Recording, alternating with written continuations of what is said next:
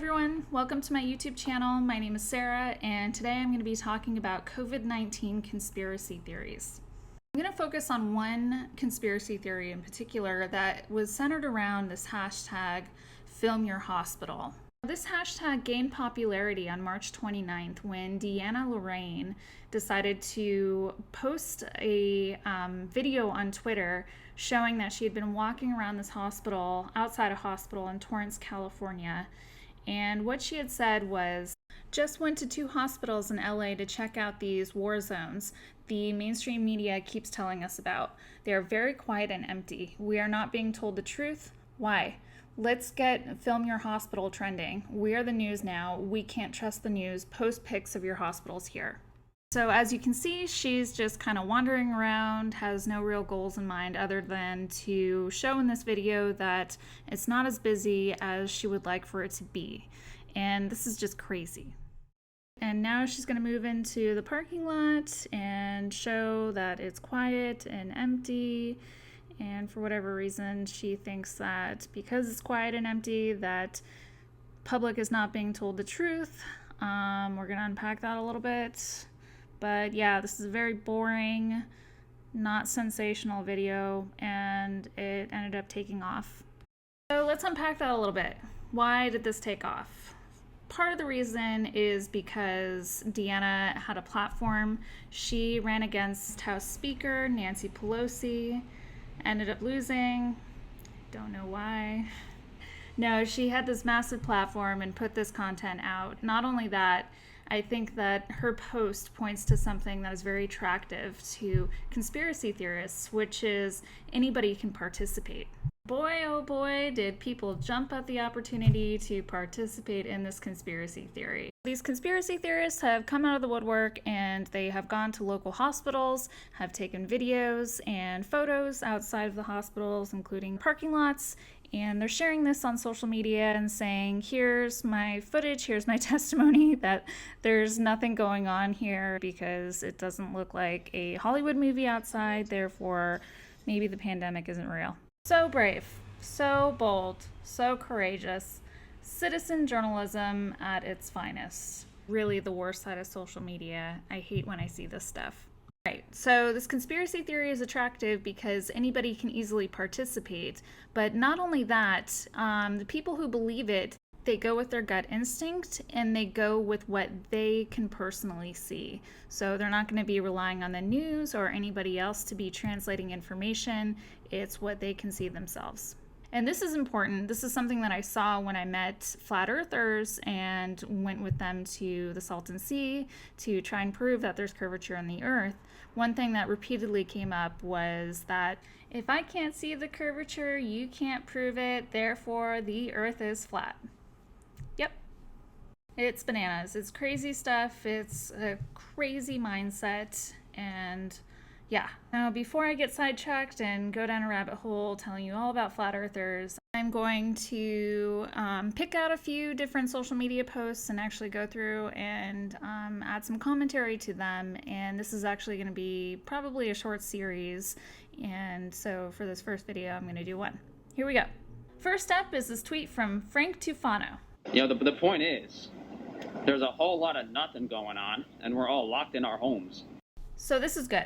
He starts off the video with his thesis, and he is saying that there's nothing going on, there's nothing happening, and I'm gonna infer that he means that the pandemic is just overhyped. For no apparent reason. I mean, there's all the ambulances. There's 1, 2, 3, 4, 5, 6, 7, 8. There's 8 ambulances over here. And this is helpful. He's counting out the number of ambulances for us, so we don't have to stop and go frame by frame and actually try and see what he's looking at. 9, 10 ambulances. Yeah, there's about 15 ambulances just on this street, and most of them aren't active. Not really sure what he was hoping for with the statement about the ambulances not being active. Just looking in the tent and outside, there's no one in there. I mean, the media would have you believe that they're loading up bodies outside of these hospitals 24/7. But I don't even see an ambulance, let alone a moving ward. Frank just spent all of that time counting ambulances, and now he says that he doesn't even see an ambulance. Really confusing. So this is Bellevue, and there doesn't seem to be, much going on back there. I don't know, that kind of makes sense. It just looks like an alley. Out front of Bellevue, I don't see any ambulances. I'm honestly not sure what the ambulances are proving or disproving.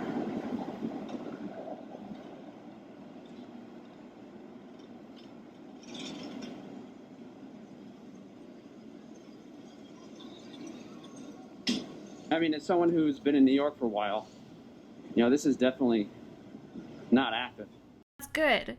You should not expect to see a lot of activity outside because many states have a stay-in-place order. So if you're wandering around in front of a hospital, you should expect that it's not going to be super crowded. Now, look, if you guys look inside here, there's no one in there. So I think perspective really matters here. Frank is not a hospital employee. This is not a scenario that he has in-depth knowledge about or insider knowledge about. So it shouldn't really matter. And sorry, Frank, I don't think that his opinion is really carrying weight. And honestly, that's not to single Frank out as an individual. If I were to go to a hospital and say, hey, look, there's nobody around here, and that means something, then it just, no.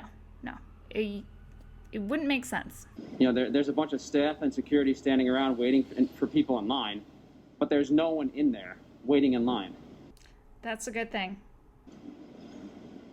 It's all empty. The great thing about the internet is you can find answers to almost all of your questions. And instead of rushing to judgment, he could have easily looked up Bellevue's current policies and guidance around COVID-19 patients. Defending against Toyota Corolla. Toyota Corolla? What are they defending against? Nothing? This is comical. You can't make this up. He is so right about that. So right. It's like everyone's locked in their home watching the TV, and I come down here and nothing's happening. Right, nobody is locked in their apartment, or at least they shouldn't be. Watching TV 24/7, you're going to see replay after replay. It is best to try and limit the amount of news that you're watching each day. It's crazy how easy they could do it. Who are they? Who's he referring to here? They could say like, oh, your lawn is on fire. Don't go outside, you'll burn yourself. And they'll keep you, I mean, that's a bad analogy. It sure is. But the point is, like, the amount of fear and misinformation spread through social media can be both a blessing and a curse. Always a curse. Always, always, always, always. There's so much bad that can come from misinformation on social media. I could go off on a rant right now, but I'm not going to because I want to get through this video. Especially when we don't control the media. Yeah, so there's lots to unpack there, and I'm not going to go into anything about media control and anything like that, but I do want to show you the Bellevue Hospital website because I think this is important to see.